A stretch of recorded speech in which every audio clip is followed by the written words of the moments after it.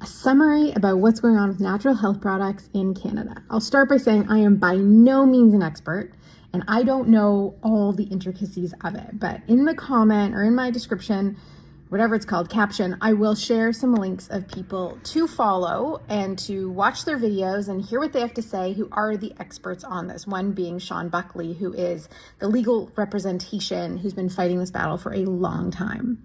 I will also tell you that I've been aware of this issue for a long time. One of our let's call it a second date with my now husband Josh was to what we call, I think it was Bill C-51. It was back in 2008. That's what it was numbered then. And they were trying to regulate supplementation, and we were marching with signs or like wellness, not madness. It's vitamin C, not crack, which was fine to do back in 2008. So this has been going on a long time, and there's a few different issues that are problematic with the new bill that has passed, that's being amended. But all natural health products in Canada are now required to have what's called an NPN number, like a registration number.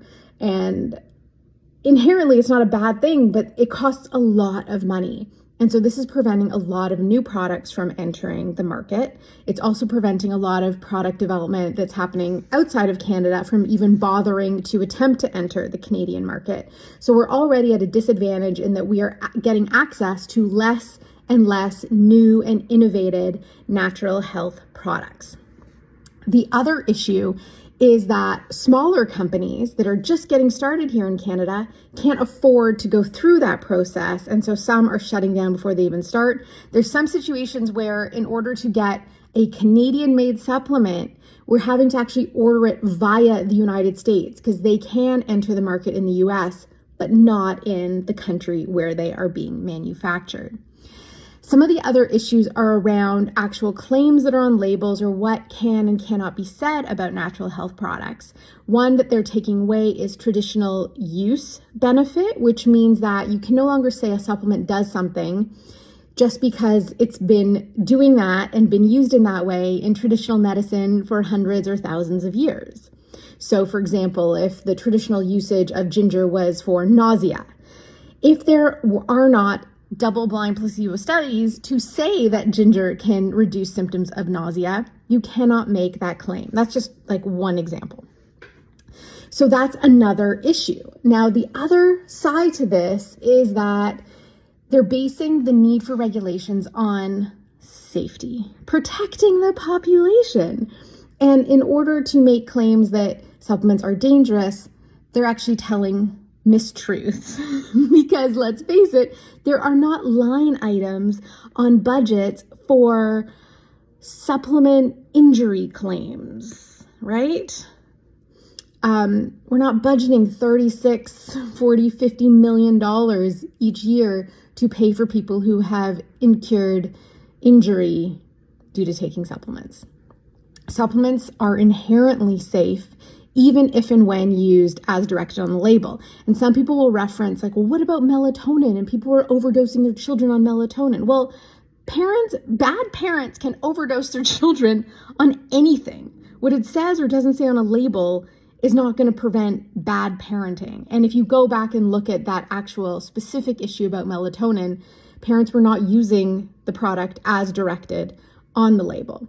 The other thing being claimed specifically by one MP is that there's dishonesty on ingredients and there's false statements of efficacy and misleading claims.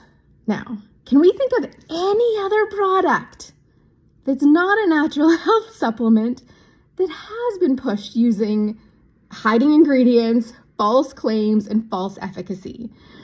So what we're looking at now is that natural health supplements in some cases could require more safety testing than specific pharmaceutical or biologic pharmaceutical products.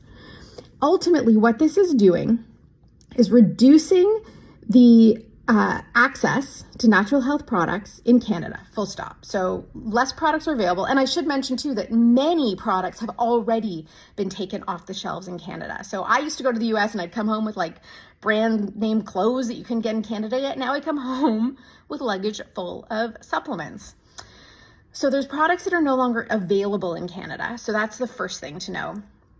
The second is that there have been raids on products that have been shown to be effective for things like schizophrenia. You can look into True Hope is one such case.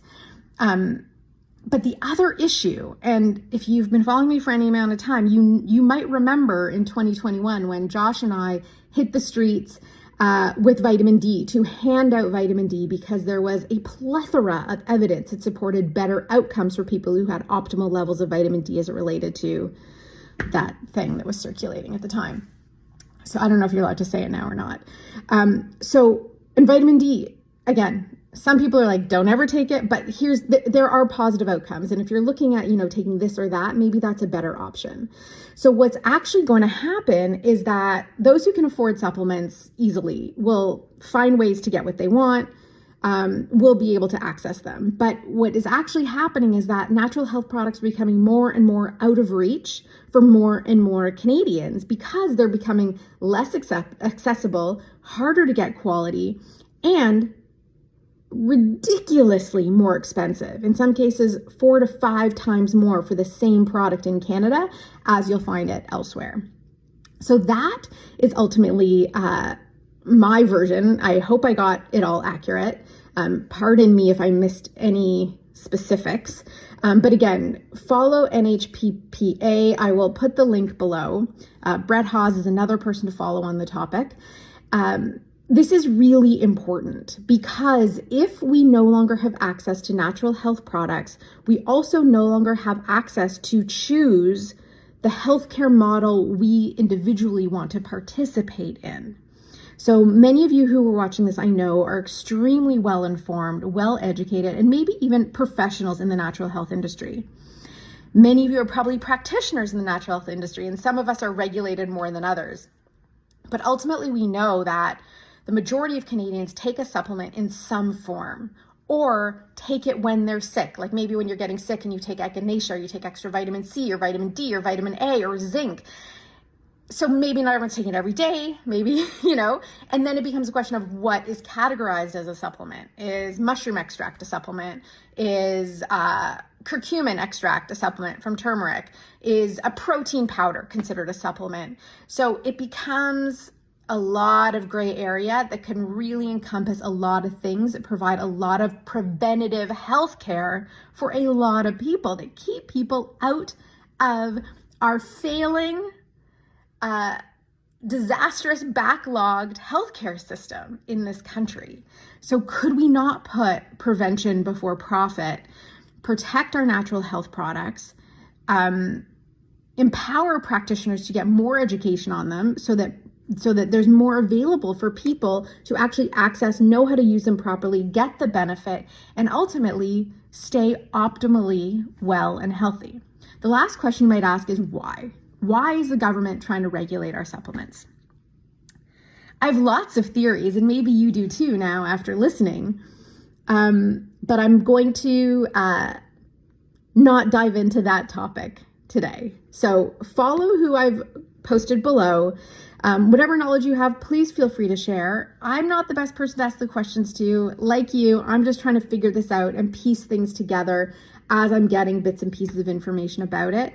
But what I can say for sure is that our natural health products are at risk. And if we don't take action, it will be too late. And it's a lot harder to stop things in process. It's a lot harder to reverse things than to stop legislation while it is in process. And the more people that know about it, the better. So listen, watch, please share.